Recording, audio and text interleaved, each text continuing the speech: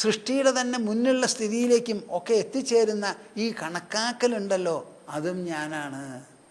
ജ്ഞാനം തത്വവിനിശ്ചയ, അറിവ് എന്ന് പറയുന്നത് ഞാനാണ്. തത്വവിനിശ്ചയ, ആലോചിച്ച് തത്വങ്ങൾ നിശ്ചയിക്കുന്നുണ്ടല്ലോ, അതും ആത്മാവ് ഒരു തത്വമാണ്, ഈശ്വരൻ ഒരു തത്വമാണ്, പരബ്രഹ്മം ഒരു തത്വമാണ്, പരമാത്മാവ് ഒരു തത്വമാണ്, പുരുഷനും പ്രകൃതിയും ഓരോ തത്വങ്ങളാണ്. ഇങ്ങനെ ഓരോ തത്വങ്ങളെയും നിശ്ചയിക്കുന്നത് അതും ഞാനാണ്. ഇതിനൊന്ന് ചുരുക്കി പറയാം. എന്താണ്? 2 ശബ്ദം ഞാനിതിന് മുൻപിലും പറഞ്ഞു കാണും, പിന്നെയും പറയുകയാണ്, ഇനിയും പറയേണ്ടി വരും. ഇവിടെയും ആവർത്തനങ്ങളുണ്ടല്ലോ. സാധാരണ പറയും repetition is the core of teaching. പ്രധാനപ്പെട്ട കാര്യങ്ങളെ ആവർത്തിച്ചാവർത്തിച്ച് പറഞ്ഞ് മനസ്സിലാക്കി കൊടുക്കുന്നതാണ് നല്ല അധ്യാപനത്തിൻ്റെ കാതലും കഴമ്പുമെന്ന്. അപ്പോൾ വിഷയം, വിഷയിന്ന് 2 എണ്ണത്തിൽ പെടുത്താം ഇതിന് മുഴുവനും.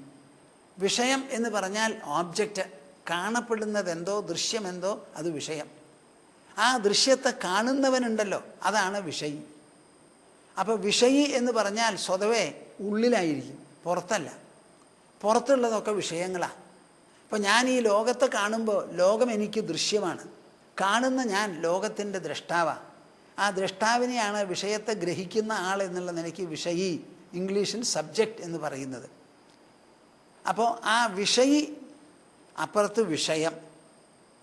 അപ്പോൾ ഈ വിഷയത്തിലാണ് നമ്മളിപ്പോൾ, വിഷയമണ്ഡലത്തിലാണ്. ആധുനിക ശാസ്ത്രജ്ഞന്മാർ മുഴുവൻ അതിനെ അപഗ്രഥിക്കുന്നവരാണ്. നമ്മുടെ ആൾക്കാർ പണ്ടേ മുതൽക്ക് എന്ത് ചെയ്തു? ഈ കാണപ്പെടുന്നത് എന്നുള്ള വാക്ക് എന്താ അതിന് ചിത്രീകരണം? ദൃശ്യം. ദൃശ്യം എന്ന് പറയുന്നത് എപ്പോഴാണ്? ദർശനത്തിന് വിധേയമാവുമ്പോഴാണ് ദൃശ്യം. നിങ്ങൾ കേൾക്കുന്നുണ്ടോ?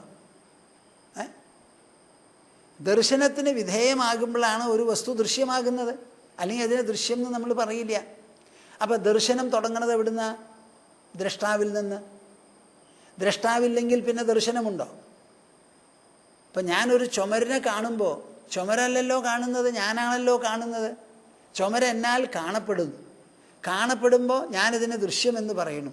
അപ്പോൾ അതിന് ദൃശ്യസ്ഥാനം കൽപ്പിച്ചു കൊടുക്കുന്നത് ദർശനമാണ്. ദർശനം എന്ന് പറയുന്ന പ്രക്രിയ തുടങ്ങുന്നത് ദ്രഷ്ടാവിൽ നിന്നാണ്. അപ്പോൾ ദ്രഷ്ടാവിൽ നിന്നുള്ള പ്രവൃത്തിക്ക് വിധേയമാകുമ്പോഴാണ് ഒരു വസ്തു ദൃശ്യമാകുന്നത്. അപ്പോൾ വിഷയം, വിഷയി. അപ്പോൾ വിഷയത്തിനാണോ ഇവിടെ പ്രാധാന്യം, അതോ വിഷയിക്കോ? വിഷയിക്കാണ്. അതിനെന്താ കാരണം? വിഷയില്ലാതെ വിഷയമില്ല. ഇപ്പോൾ ദൃശ്യമാകണമെങ്കിൽ ദ്രഷ്ടാവ് വേണം, ദർശനവും വേണം. അപ്പോൾ ദ്രഷ്ടാവ് മുമ്പ് ഉണ്ടാവണം. അദ്ദേഹത്തിൻ്റെ ദർശനം എന്ന് പറയുന്ന പ്രവൃത്തി നടന്നാലേ ദൃശ്യത്വം വന്നുള്ളൂ. അപ്പോൾ ദൃശ്യം മുഴുവനും ദ്രഷ്ടാവിലും ദർശനത്തിലും ആശ്രയിച്ചിരിക്കുന്നതാ. എന്നാൽ മറിച്ചും അതുപോലെയാണോ? ദൃശ്യത്തെ ആശ്രയിച്ചാണോ ദ്രഷ്ടാവിരിക്കുന്നത്? അല്ല. എല്ലാറ്റിനെയും വിട്ട് നിങ്ങൾ കിടന്നുറങ്ങാറില്ലേ? ഉറങ്ങുക എന്ന് പറഞ്ഞാൽ അകർമ്മക ക്രിയ. അത് അവിടെ ഓബ്ജക്റ്റ് ഇല്ല. അപ്പം ഞാൻ സുഖമായിട്ട് കിടന്നുറങ്ങി. ഉറങ്ങിയത് എങ്ങനെയാണ് എന്നും മനസ്സിലായില്ലേ? ഒന്നുമില്ല. ശരീരവും ഇല്ല, മനസ്സും ഇല്ല, ബുദ്ധിയില്ല, ലോകവും ഇല്ല, അഹങ്കാരവും ഇല്ല, ഒന്നുമില്ലാതെ ഞാൻ. അപ്പം അത് ആരാ ഉറങ്ങിയേ? ഞാനാ. അപ്പം ഞാൻ അവിടെ ഉറങ്ങി. ദൃശ്യമായിട്ട് വല്ലതും ഉണ്ടായിരുന്നോ? ഒന്നുമില്ല. അപ്പം ദൃശ്യമില്ലാതെ ദ്രഷ്ടാവ് തന്നെ ഇരിക്കണു. എന്നാൽ ദ്രഷ്ടാവില്ലാതെ ദൃശ്യമുണ്ടോ? ഇല്ലേനും. അപ്പോൾ ഈ ദൃശ്യം എന്ന് പറയുന്നത് മുഴുവനും ഈ ദ്രഷ്ടാവിൻ്റെ പ്രതിഭാസമല്ലേ? അതെ, അതെ.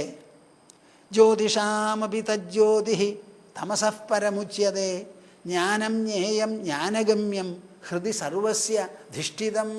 ഇത് കൃഷ്ണൻ ഭഗവത്ഗീതയിൽ പറഞ്ഞതാ 13-ാമത്തെ അധ്യായത്തിൽ 17-ാം ശ്ലോകം. ജ്യോതിഷാമപി തജ്ജ്യോതി തമസഃ പരമുച്യതേ. ജ്യോതിഷാമപി, മിന്നിത്തിളങ്ങുന്ന ഗോളങ്ങളുണ്ടല്ലോ, പ്രകാശങ്ങൾ. ആ പ്രകാശങ്ങളിലെല്ലാം ഞാൻ പ്രകാശമാണ്.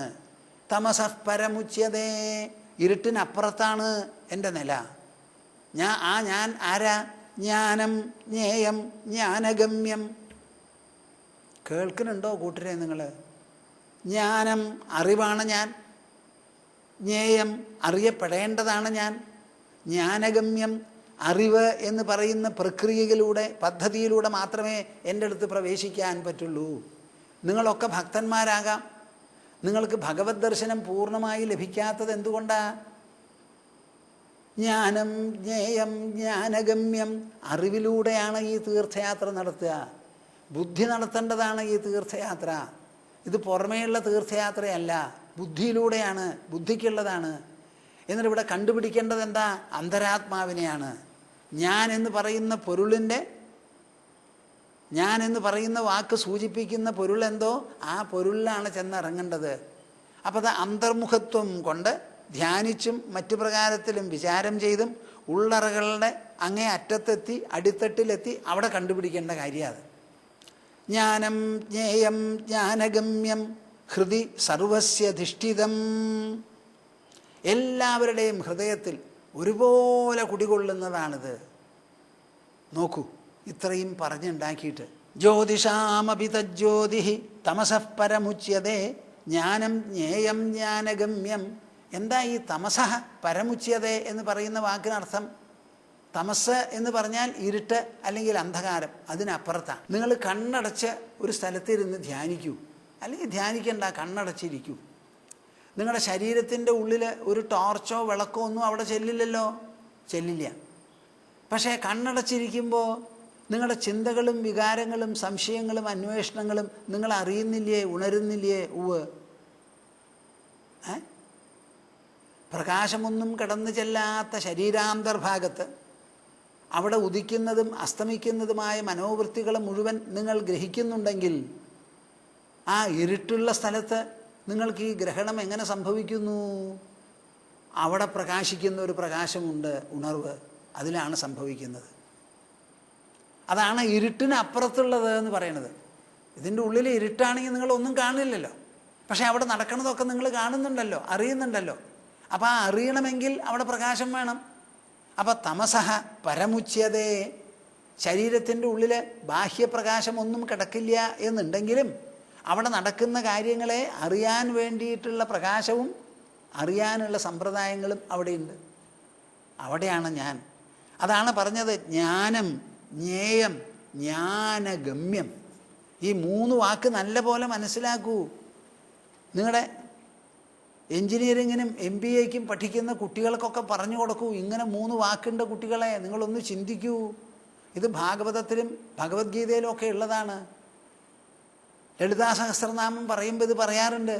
ജ്ഞാനം ജ്ഞേയം ജ്ഞാനഗമ്യം, അറിവാണ് ഞാൻ, അറിയപ്പെടേണ്ടതാണ് ഞാൻ, അറിവിലൂടെയാണ് എന്നിലേക്ക് ഗമിക്കേണ്ടത്, ചെന്നെത്തേണ്ടത്. അഹമേതത് പ്രസംഖ്യാനം ജ്ഞാനം തത്വവിനിശ്ചയഃ മഹേശ്വരേണ ജീവേന ഗുണേന ഗുണിനാ വിനാ സർവാത്മനാഭി സർവേണ നഭാവോ വിദ്യതേ ക്വചിത്. ഒരു സംഗ്രഹരൂപത്തിൽ പര്യവസാനിപ്പിക്കുകയാണ് ആര്? കൃഷ്ണൻ.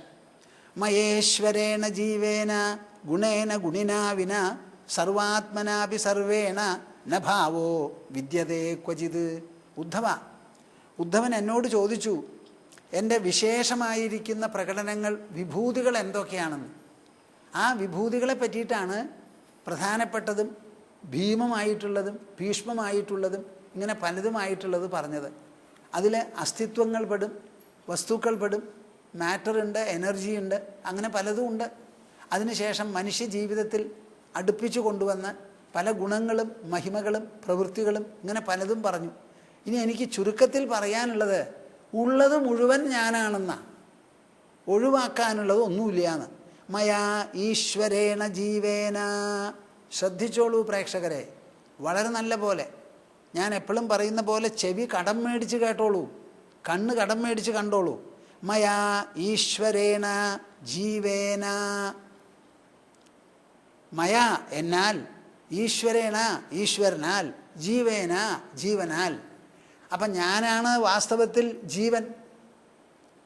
ഈശ്വരൻ ആരോ അതുതന്നെയാണ് ജീവനും. ഇപ്പോൾ ഈശ്വരൻ ബൃഹത്താണെങ്കിൽ ജീവൻ കുറച്ച് ചെറുതാണ്. മൈക്രോകോസം മാക്രോകോസം എന്നൊക്കെ പറയുമല്ലോ. വ്യഷ്ടി സമഷ്ടി എന്നൊക്കെയാണ് പറയുക. പിണ്ഡം ബ്രഹ്മാണ്ഡം പിണ്ഡാണ്ഡം എന്ന് രണ്ട് പറയും. അങ്ങനെ പിണ്ടാണ്ടം എന്ന് പറയുന്നതിലാണ് ജീവൻ, ബ്രഹ്മാണ്ടം എന്ന് പറയുന്നതിലാണ് ഈശ്വരൻ. മയേശ്വരേണ ജീവേന ഗുണേന ഗുണിനാ വിന ഗുണേന ഗുണങ്ങൾ ഗുണിന ഗുണമുള്ളവൻ അല്ലെങ്കിൽ ഉള്ളത് സർവാത്മനാപി സർവേണ സർവാത്മാവാണ് ഞാൻ. നിങ്ങൾ ഒരിക്കലും എന്നെ ശിഷ്ടാത്മാവായിട്ട് കാണരുത്, നല്ലതിൽ മാത്രമുള്ള നല്ലതാത്മാവായിട്ട് കാണരുത്. ഞാൻ എല്ലാറ്റിലുമുണ്ട്. സർവാത്മനാപി സർവേണ ന ഭാവോ വിദ്യതേ ക്വചിത്. ഞാൻ ഇല്ലാതെ ഇവിടെ ഒരു ഭാവവും ഒരിക്കലും ഇല്ലയെന്ന്. അപ്പം എവിടെയൊക്കെയാണ് അങ്ങുള്ളത്? ഏതേതെല്ലാം വിശേഷഭാവങ്ങളിലാണ് ഈശ്വരനെ നാം പ്രത്യേകിച്ചും അങ്ങനെ ഒന്ന് സമ്പർക്കപ്പെടുത്തി അസോഷിയേറ്റ് ചെയ്ത് കാണേണ്ടത്, ബന്ധപ്പെടുത്തി എന്ന് ചോദിച്ചാൽ മനുഷ്യരുടെ സഹായത്തിന് വേണ്ടി പലതും പറഞ്ഞു. ഓരോരുത്തരുടെ ബുദ്ധി ഓരോ തരത്തിലാണ്. ചിലർക്ക് സ്ഥൂല രൂപത്തിൽ വലിയ കാര്യങ്ങളെപ്പറ്റി പറയണം, ചിലർക്ക് അങ്ങനെയുള്ളതല്ല. അഴക്, ഇപ്പം നല്ല പുഷ്പങ്ങളുണ്ട്, അത് വലിയ പുഷ്പമാവില്ല, നല്ല അഴകുണ്ടാവും, അത് ആസ്വദിക്കുന്നവർ ചിലരുണ്ടാവും. ചെറിയ ചെറിയ നക്ഷത്രങ്ങളായിട്ടാണ് ദൂരത്തുനിന്ന് കാണുന്നത്. ആ നക്ഷത്രത്തെ കണ്ടാൽ അതിനും ഉണ്ട് കൗതുകം. സൂര്യനേക്കാളും ചന്ദ്രനേക്കാളും കൗതുകമുണ്ട് ചെറിയ നക്ഷത്രങ്ങൾക്ക്. അപ്പോൾ ഓരോരുത്തരുടെ മനസ്സിൽ ഓരോന്നിലാവും ആകർഷണം. അങ്ങനെ ആകർഷണ വിധേയമാക്കാൻ വേണ്ടി ഒരു വലിയ വൈവിധ്യം ഉദ്ധവൻ്റെ മുൻപിൽ ഞാൻ പറഞ്ഞ് ധരിപ്പിച്ചു എന്നേ ഉള്ളൂ. പക്ഷേ വാസ്തവത്തിലെ സ്ഥിതി എന്താ? മയേശ്വരേണ ജീവേന ഗുണേന ഗുണിനാ വിന, ഞാൻ ഇല്ലാതെ സർവാത്മനാപി സർവേണ, സർവവുമായി തീർന്ന ഞാൻ, സർവാത്മാവായ ഞാൻ, ഈശ്വരനായ ഞാൻ, ജീവനായ ഞാൻ, എല്ലാറ്റിലുമുള്ള ഗുണമാണ്, ഗുണിയാണ്. അങ്ങനെ ഞാൻ ഇല്ലാതെ ന ഭാവോ വിദ്യതേ ക്വചിത്. ഈ ലോകത്തിൽ ഒരു തരത്തിലുള്ള സ്ഫുരണമോ പ്രകടനമോ അഭിവ്യക്തിയോ ഇല്ല. ഉള്ളത് മുഴുവൻ ഞാനാണ്. ആ ഉള്ളത് മുഴുവൻ ഞാനാണ് എന്നുള്ളതാണ് സത്യം. അവിടേക്ക് എത്തണം. നാം പരിശീലിക്കുന്നതോ അനുധാവനം ചെയ്യുന്നതോ ആയ ഭക്തി സാർത്ഥകമാകണം, സമ്പുഷ്ടമാകണം. സൗഭാഗ്യമണിഞ്ഞ് സാഫല്യം ചൊരിയണമെങ്കിൽ എല്ലാം ഈശ്വരൻ എന്നുള്ള ഒരു നിലയിലേക്ക് എത്തിയേ തീരൂ.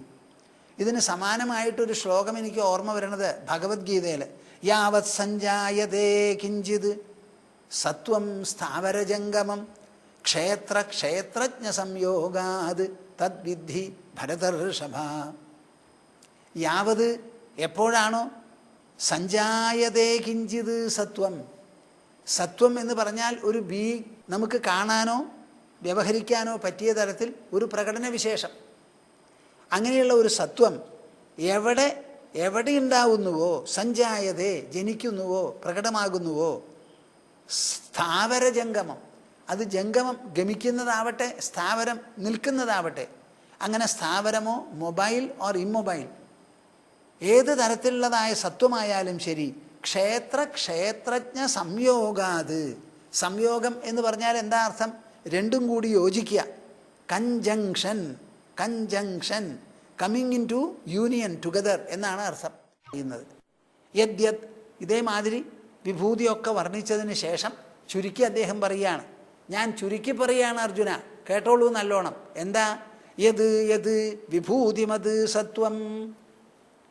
അസാധാരണ വൈഭവത്തോടുകൂടി ഈ ലോകത്തിൽ എന്തെല്ലാം എവിടെയെല്ലാം പ്രകടമാകുന്നുവോ, ശ്രീമത് ഊർജിതമേവവാ, അത് ഐശ്വര്യമാവാം, ലക്ഷ്മീ കടാക്ഷമാകാം, ശക്തിയാവാം, ശരീരത്തിനുള്ള ബലമാവാം, എന്തെല്ലാം യോഗ്യതകളുണ്ടോ, ശരീരം കൊണ്ടോ വായ കൊണ്ടോ ബുദ്ധി കൊണ്ടോ മനസ്സുകൊണ്ടോ എന്തുണ്ടോ, തത്തദേവാവഗച്ഛത്വം, അതൊക്കെ മനസ്സിലാക്കിക്കോളൂ അർജുന നല്ല പോലെ. മമ തേജോംശ സംഭവം, എൻ്റെ തേജസ്സിൻ്റെ അംശം ജനിപ്പിക്കുന്നതാണ്, തൊടുത്തു വിടുന്നതാണ് ഇത് മുഴുവനും. അപ്പോൾ എന്നെ തേടി നിങ്ങൾ എവിടെ പോകണം? അതാണ് ലോകത്തിൽ വിശേഷപ്പെട്ട ഒരു സാധനമുണ്ടെങ്കിൽ അത് കാണാൻ ജനങ്ങൾ ഓടിയെത്തണത്. ആ വിശേഷപ്പെട്ടത് എന്തായാലും കൊള്ളാം. പെട്ടെന്ന് ഇതാ ഭൂമി ഇവിടെ പിളർന്നിരിക്കണു എന്നൊരു വർത്തമാനം കേട്ടാൽ ജനങ്ങൾ അങ്ങോട്ട് ഓടി വരികയായി. ഹൗ, ഇതെന്താ അതെന്ന്. എന്തെങ്കിലും അസാധാരണമായിട്ട് എന്ത് കണ്ടാലും, അത് നല്ലതായാലും പൊല്ലാത്തതായാലും. ഒരു പട്ടിക്കുട്ടി ജനിച്ചിരിക്കുന്നു, അതിന് 2 കൊമ്പുണ്ട് എന്ന് പറഞ്ഞാൽ ലോകം മുഴുവനും ഓടിയെത്തും. പട്ടിക്കുട്ടിക്ക് കൊമ്പ്, വാ, അപ്പോൾ എല്ലാവരും അങ്ങോട്ട് പോവുകയായി കാണാൻ. എന്താ കാരണം? അത് വിശേഷപ്പെട്ട ഒരു പ്രകടന. യദ്യത് വിഭൂതി മത്സത്വം ശ്രീമദൂർജിതമേവ വാ തത്തദേവാവഗച്ഛത്വം മമ തേജോംശസംഭവം ഏതാസ്തേ കീർത്തിതാഃ സർവാഃ സംക്ഷേപേണ വിഭൂതയഃ മനോവികാരായേവ ഇതേ യഥാ വാചാഭിധീയതേ. നോക്കിക്കോളൂ, ഇവിടെയാണ് ശ്രീമദ് ഭാഗവതത്തിൻ്റെ വെട്ടിത്തുറന്ന് പറയുന്ന പ്രസ്താവനകൾ. ധർമ്മപ്രോജ്ജിതകൈതവോത്ര പരമോ എന്നാണ് ആദ്യമേ ഗ്രന്ഥം പറയുന്നത്. വെട്ടിത്തുറന്ന് തൊലി ഉരിച്ചാണ് ഇവിടെ ധർമ്മം പ്രതിപാദിക്കുന്നത്. ഏതാസ്തേ കീർത്തിതാഃ സർവാഃ സംക്ഷേപേണ വിഭൂതയഃ. എൻ്റെ എന്ന് പറഞ്ഞാൽ ഈശ്വരൻ്റെ, സൃഷ്ടികർത്താവിൻ്റെ, ഈ പ്രപഞ്ചം മുഴുവൻ എവിടുന്ന് ഉത്പത്തിയായോ ആ മഹത് പ്രഭാവത്തിൻ്റെ മഹിമകളാണ് ഞാൻ ഇതേവരെ ഉദ്ധവന് പറഞ്ഞു ധരിപ്പിച്ചതെല്ലാം. ഏതാഹ, ഈ പറഞ്ഞതൊക്കെ, തേ കീർത്തിതാഃ സർവാഃ, അങ്ങയ്ക്ക് പറഞ്ഞു ധരിപ്പിച്ചുവല്ലോ, അത് മുഴുവനും സംക്ഷേപേണ വിഭൂതയഃ. ഈ പറഞ്ഞതൊക്കെ ചുരുക്കിയേ പറഞ്ഞിട്ടുള്ളൂ, വിസ്തരിച്ച് പറഞ്ഞിട്ടില്ല. മനോവികാരായേവ ഇതേ, അവിടെയാണ് ഭാഗവതത്തിൻ്റെ എക്സലൻസ്. ഇത് മുഴുവനും മനസ്സിൻ്റെ വികാരങ്ങളാണ്. എന്ത്? മനസ്സിൻ്റെ വികാരങ്ങൾ. ഇതിന് ഒരൊറ്റ എണ്ണത്തിന്, മനുഷ്യൻ്റെ മനസ്സിനെ വിട്ടിട്ട് ഒരു ലോക്കസില്ല, ഒരു നിൽപ്പില്ല. മനസ്സിൻ്റെ വികാരങ്ങളാണത് മുഴുവനും. These are modifications of the mind, besides the mind, apart from the mind, away from the mind. None of these things has any locus at all. മനസ്സിനെ മാറ്റി നിർത്തി യാതൊന്നിനും ഒരു സ്ഥാനവുമില്ല. യഥാ വാചാഭിധീയതേ, വാക്കുകൊണ്ട് വർണ്ണിക്കുന്നത് മുഴുവൻ, വാക്ക് എവിടുന്നാണ് വരുന്നത്? മനസ്സിൽ നിന്ന്. ശവശരീരത്തിൽ നിന്ന് വാക്ക് വരില്ല, ജീവിച്ചിരിക്കുന്ന ശരീരത്തിൽ നിന്നേ വരുള്ളൂ. ആ വാക്ക് പുറത്തുള്ള പ്രകടനമാണ്, വൈഖരി രൂപത്തിൽ വരുന്നത്. ആ വാക്ക് ഉണ്ടാവുന്നത് എവിടെയാ? മസ്തിഷ്കത്തിലും മനസ്സിലുമാണ്, ആശയരൂപത്തിൽ. ആ ആശയങ്ങൾക്ക് ശബ്ദാവിഷ്കരണം നൽകുമ്പോഴാണ് അവിടെ വാക്കുകളും വാക്യങ്ങളും വാചകങ്ങളും പദ്യവും ഗദ്യവും ഒക്കെ വരുന്നത്. അപ്പം ആ മനസ്സ് അത് വികാരപ്പെടുന്നതാണിത് മുഴുവനും, വാക്ക് വർണ്ണിക്കുന്നത് മുഴുവനും. കൃഷ്ണൻ 7-ാമത്തെ അധ്യായത്തിൽ പറഞ്ഞത് ഓർമ്മ വയ്ക്കണം. ഉദ്ധവൻ ആദ്യമായിട്ടൊരു സമർപ്പണം നടത്തി. അങ്ങയുടെ പാദകമലങ്ങളിൽ നിന്ന് അരക്ഷണം പോലും എനിക്ക് നീങ്ങിയിരിക്കാൻ വയ്യ, അതുകൊണ്ട് അങ്ങ് പോകുന്നിടത്തേക്ക് എന്നെയും കൊണ്ടുപോകണമേ എന്ന് പറഞ്ഞുല്ലോ. ഓർമ്മയുണ്ടോ കേട്ടവർക്കൊക്കെ? നാഹം തവാഘ്രികമലം ക്ഷണാർദ്ധമപി കേശവ ത്യക്തും സമുത്സഹേനാഥ സ്വധാമ നയമാമപി. ഇത് ഭക്തന്മാരെ എപ്പോഴും ധാരാളം പറയുന്നതാണ്. അങ്ങയുടെ പാദകമലത്തിൽ നിന്ന് അരക്ഷണം പോലും നീങ്ങിയിരിക്കാൻ, വിട്ടുനിൽക്കാൻ, ത്യക്തും സമുത്സഹേനാഥ, എനിക്ക് അതിനുള്ള ശക്തിയില്ല, ബലമില്ല എന്നാണ് പറയുന്നത്.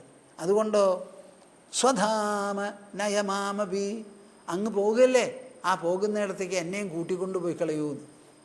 അത് പറഞ്ഞപ്പോൾ ആദ്യമായിട്ട് അദ്ദേഹം പറയുകയാണ്, വാസ്തവത്തിൽ അത് സാധ്യമല്ലല്ലോ. വളരെ ചുരുക്കമായിട്ടേ ഒരു കുട്ടിയുടെ കൂടെ വേറൊരു കുട്ടി ജനിക്കാറുള്ളൂ. ഇരട്ടപ്രസവം ഉണ്ടോ ഇല്ല എന്ന് പറഞ്ഞുകൂടാ, അധികം ഒറ്റയ്ക്കാണ്. മരിച്ചു പോകുമ്പോൾ ഒരാൾക്ക് ഞാൻ പോകണു നീയും വാന്ന് പറഞ്ഞ് കൂട്ടിക്കൊണ്ടുപോകാൻ പറ്റുമോ? പറ്റില്ലല്ലോ. അപ്പം അദ്ദേഹം പറയുകയാണ്, എന്തായാലും കൂട്ടിക്കൊണ്ടുപോകാൻ സാധ്യമല്ല. ഒരു കാര്യം ഞാൻ ചെയ്യാം, ഞാൻ പോകുന്നതിന് മുൻപ് കൃഷ്ണനെ വിട്ടിട്ട് ഉദ്ധവൻ തന്നെ പോയി കളയൂന്ന്. അപ്പം പിന്നെ ഞാനുള്ളപ്പോഴാണല്ലോ പോണത്, അതെനിക്ക് സാധിക്കണില്ല, അതിനുള്ള ശക്തി ഉണ്ടാക്കി തരണേ എന്നുള്ള തലത്തിൽ നിന്നാണ് പുറപ്പെട്ടത് നമ്മൾ. അപ്പം അതിൽ അദ്ദേഹം ആദ്യം പറയുന്ന ആ ശ്ലോക ഷട്കത്തിലൊന്നാണ്, യദിദം മനസാ വാച ചക്ഷുർഭ്യാം ശ്രവണാദിഭിഃ നശ്വരം ഗൃഹ്യമാണം ച വിദ്ധി മായാ മനോമയം. ഈ ശ്ലോകം നിങ്ങൾ എത്ര പേര് പഠിച്ചു കാണും? ഇവിടെ എന്തെല്ലാം നിങ്ങൾ മനസാ വാചാ ചക്ഷുർഭ്യാം, മനസ്സുകൊണ്ടോ വാക്കുകൊണ്ടോ കണ്ണുകൾ കൊണ്ടോ, ശ്രവണാദിഭിഃ കാതുകൊണ്ടോ, ഗൃഹ്യമാണം ഗ്രഹിക്കുന്നുണ്ടോ, നശ്വരം മായാമനോമയം വിദ്ധി, അത് മുഴുവനും ആദ്യമായിട്ട് നശിക്കുന്നതാണ്. അത് നിങ്ങൾ സമ്മതിക്കും. രണ്ടാമത്തതാ സമ്മതിക്കാത്തത്, മായാമനോമയം. ഇത് മുഴുവൻ മായയാൽ ഉണ്ടായിട്ടുള്ളതും മനസ്സിനാൽ ഉണ്ടായിട്ടുള്ളതുമാണ്. ഇപ്പോൾ ഒരു ലോകത്തിനെ കണ്ടു, സൂര്യനെ കണ്ടു. ഇവിടുന്നാണ് നോക്കണത്. സൂര്യൻ എവിടെയോ ആണ് ഉദിക്കുന്നത്. ഞാൻ ഇവിടുന്ന് നോക്കി സൂര്യൻ ഉദിച്ചു എന്ന് പറയുന്നുണ്ടെങ്കിൽ അതിന് സൂര്യനാണോ പ്രമാണം, പുറമേയുള്ള സൂര്യനോ, അതോ എൻ്റെ മനസ്സിലുള്ള പ്രതിബിംബമോ പ്രമാണം? ഞാനാണ് സൂര്യനെ കാണുന്നത്. സൂര്യനെ അറിയുന്ന പോലുമില്ല. എൻ്റെ മനസ്സിലുള്ള പ്രതിഫലനമല്ലേ ഞാൻ അനുഭവിക്കുന്ന സൂര്യൻ. അപ്പം ഞാനിവിടെ സൂര്യനെയാണോ കാണുന്നത്, എൻ്റെ മനസ്സ് സ്വയം നടത്തുന്ന പ്രതിഫലനത്തെയോ? ആ പ്രതിഫലനമല്ലാതെ വേറെ എപ്പോഴെങ്കിലും ഞാൻ കാണുകയോ അനുഭവിക്കുകയോ ചെയ്യുന്നുണ്ടോ? അപ്പോഴാണ് എന്നോട് പറഞ്ഞത് ഒരാൾ, എന്ത്, സ്വാമിജി നമ്മൾക്ക് ചില സാധനങ്ങളൊക്കെ ഇങ്ങനെ കൈകൊണ്ട് പിടിച്ചുകൂടെയെന്ന്. ഈ കൈകൊണ്ട് പിടിക്കുക എന്ന് പറഞ്ഞാൽ എന്താ അർത്ഥം? ത്വക്കുകൊണ്ട് സ്പർശിക്കുക എന്നാ അർത്ഥം. കണ്ണുകൊണ്ട് കാണുക, ചെവി കൊണ്ട് കേൾക്കുക, ത്വക്കുകൊണ്ട് സ്പർശിക്കുക. അപ്പോൾ പിടിച്ചത് കൊണ്ട് എന്താ വിശേഷം? അതും ഇന്ദ്രിയഗ്രഹണമാണ്. നമുക്ക് ഒരു ഇന്ദ്രിയമല്ല, കണ്ണ് മാത്രമല്ല.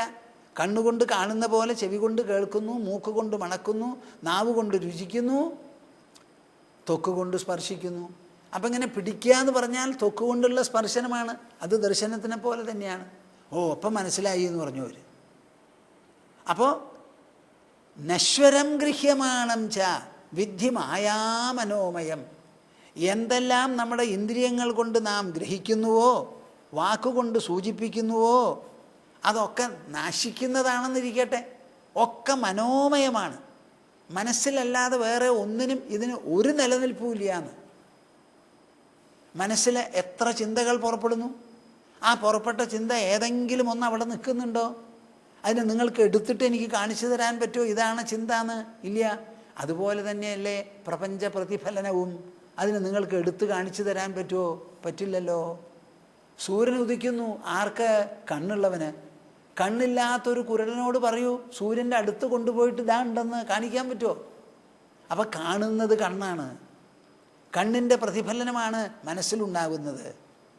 അപ്പം ഇവിടെ എന്താ പറഞ്ഞത്? ഈ വിഭൂതികൾ മുഴുവൻ മനസ്സിൻ്റെ വികാരമാണെന്ന് പറഞ്ഞു. കൃഷ്ണൻ മുമ്പ് പറഞ്ഞതോ, എന്തെല്ലാം കാണപ്പെടുന്നുവോ വിഭൂതികൾ മാത്രമല്ല, ഒക്കെ മനോമയമാണ് എന്ന് പറഞ്ഞു. ഏതാസ്തേ കീർത്തിതാഃ സർവാഃ സംക്ഷേപേണ വിഭൂതയഃ മനോവികാരായേവ ഇതേ യഥാ വാചാഭിധീയതേ യദിദം മനസാ വാചാ ചക്ഷുഭ്യാം ശ്രവണാദിഭിഃ നശ്വരം ഗൃഹ്യമാണം ച വിദ്ധി മായാമനോമയം. പോരാ. നവയോഗി സംഭാഷണത്തിൽ 11:3 ശ്ലോകം പിപ്പലായനൻ പറയുന്നതാണിത്. ഭാഗവതധർമ്മം പറഞ്ഞു കേൾപ്പിക്കൂ എന്ന് പറഞ്ഞ് ഭാഗവതവും ഭക്തിയും ഒക്കെയായി പറഞ്ഞുകൊണ്ടിരുന്ന സമയത്ത് നിമിചക്രവർത്തി ചോദിച്ചു ഒരു ചോദ്യം. ആ പരമാത്മനിഷ്ഠ എന്താ എന്ന് എനിക്ക് പറഞ്ഞ് മനസ്സിലാക്കി തരൂന്ന്. ആ പരമാത്മനിഷ്ഠ മാത്രമല്ല, നാരായണാഭിധാനസ്യ. നാരായണൻ എന്നൊരു വാക്ക് നമ്മൾ ഉപയോഗിക്കുന്നുണ്ട്. നരന് അയനമായിട്ടുള്ളവൻ നാരായണൻ. ആ നാരായണൻ എന്ന് പേരുള്ള പരമാത്മാവ്, ആ നിഷ്ഠ എന്താണ്? അതിന് മറുപടി പറയാണ്. സ്ഥിത്യുദ്ഭവ പ്രളയഹേതുരഹേതുരസ്യ യസ്വപ്നജാഗര സുഷുപ്തിഷു സദ്ബഹിശ്ച ദേഹേന്ദ്രിയാസു ഹൃദയാനി ചരന്തിയേന സഞ്ജീവിതാനി തദവേഹി പരം നരേന്ദ്ര. എന്താ അവിടെ പറയുന്നത്? സ്ഥിത്യുദ്ഭവ പ്രളയഹേതുരഹേതുരസ്യ. ഈ ലോകത്തിൻ്റെ സ്ഥിതി, ഉദ്ഭവം, പ്രളയം, ഇതിനെല്ലാറ്റിനും ഹേതുവായിട്ടുള്ളതെന്തോ, എന്നാൽ അതിന് മറ്റൊരു ഹേതുവില്ല, അഹേതുവുമാണ്. ആ പ്രഭവസ്ഥാനം, ആ ലയസ്ഥാനം, ആ പരിപാലനം, പരിപാലകമായിട്ടുള്ള ശക്തി, അതുതന്നെയാണ് യസ്വപ്നജാഗര സുഷുപ്തിഷു സത് ബഹിശ്ച. അതുതന്നെയാണ് നമ്മുടെ ശരീരത്തിൻ്റെ ഉള്ളിൽ സ്വപ്നത്തിലും ജാഗ്രത്തിലും സുഷുപ്തിയിലും അതിനപ്പുറത്തുമുള്ളത്. മാത്രമോ ദേഹേന്ദ്രിയാസു ഹൃദയാനി ചരന്തിയേന. ദേഹവും ഇന്ദ്രിയങ്ങളും പ്രാണനും മനസ്സും എല്ലാം ചലിപ്പിക്കുന്നത് അതാണ്.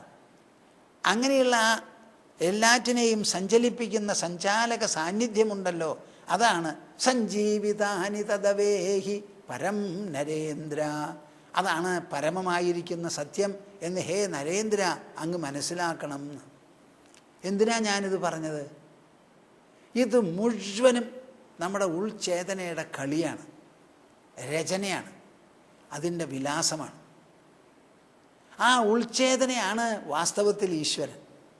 അത് നിങ്ങൾക്ക് മനസ്സിലാക്കാൻ പറ്റുമോ? മനസ്സിലാക്കി അത് നിങ്ങളുടെ നിഷ്ഠയായി തീരുമോ? ആ നിഷ്ഠ കൊണ്ട് നിങ്ങൾക്ക് സൗഭാഗ്യം അനുഭവിക്കാൻ പറ്റുമോ? അനുഭവിക്കുമോ? പറ്റും. പക്ഷേ നിങ്ങൾ അനുഭവിക്കുമോ? ആ സാഫല്യ ദീപ്തി ഉണ്ടാകുമോ എന്നതാണ് ചോദ്യം. പരീക്ഷത്തിന് അത് ഉണ്ടായിക്കൊണ്ടിരിക്കുക. തക്ഷകൻ വന്ന് കടിക്കുമ്പോഴേക്കും പരീക്ഷത്ത് മുങ്ങിക്കഴിഞ്ഞു ഉള്ളിൽ. അതുപോലെ വളരെ ഇഫക്റ്റീവ്, കാര്യക്ഷമമാണ് ഈ മാതിരിയുള്ള പ്രതിപാദനങ്ങളും തത്വപ്രവചനങ്ങളുമൊക്കെ. ഇതൊക്കെ പറഞ്ഞത് എന്തിനു വേണ്ടിയിട്ടാ? വിഭൂതിയെപ്പറ്റി ചോദിച്ചു, എല്ലാം വർണ്ണിച്ചു. അതുകൊണ്ട് ഉദ്ധവ എന്താ വേണ്ടത്? ഈ വിഭൂതിയുടെ ഒക്കെ പിന്നാലെ പോവുകയാണോ വേണ്ടത്? ഹിമാലയത്തിൽ ചെല്ലുക, അതിൻ്റെ വൈഭവം കാണുക, സൂര്യൻ്റെ വൈഭവം കാണുക, കാറ്റ്, ഇതിൻ്റെ ഒക്കെ പിന്നാലെ പോവുകയാണോ?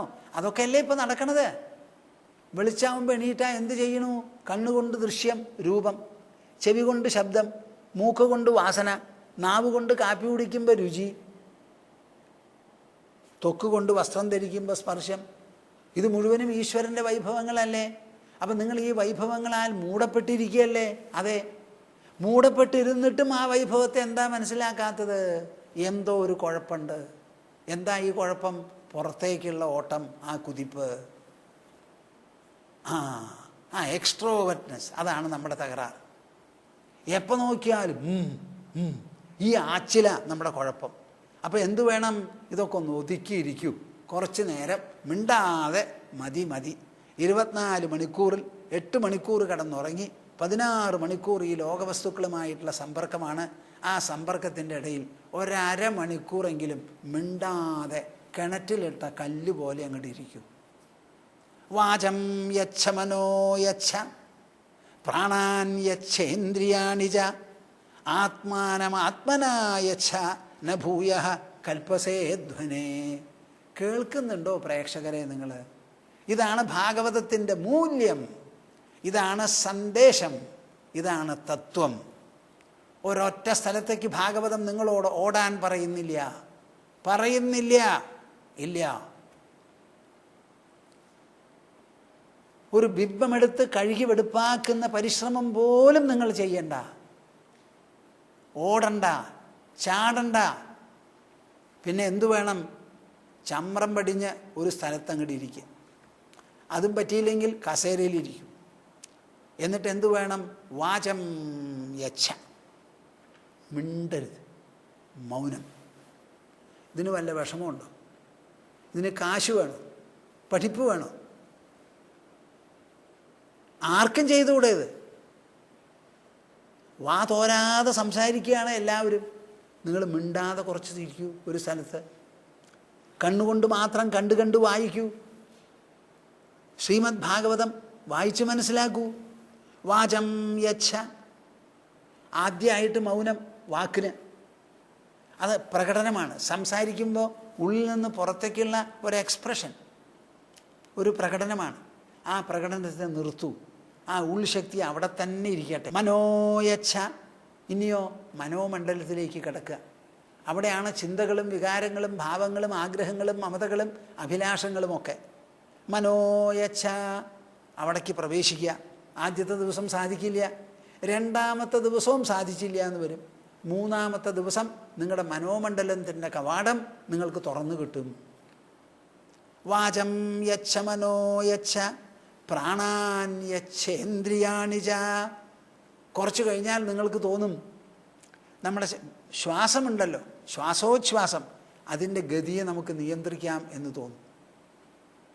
നമ്മുടെ മനസ്സിൻ്റെ ആ ഇളക്കവും ചാഞ്ചല്യവും ക്ഷോഭവും ഒക്കെ പോയി കഴിഞ്ഞാൽ ശ്വാസത്തിൻ്റെ ആ കനം തന്നെ കുറയും. വളരെ ലഘുവായിത്തീരും. അത് നല്ല ധ്യാനം വേണ്ടതുപോലെ അങ്ങോട്ട് ഇരുന്നാൽ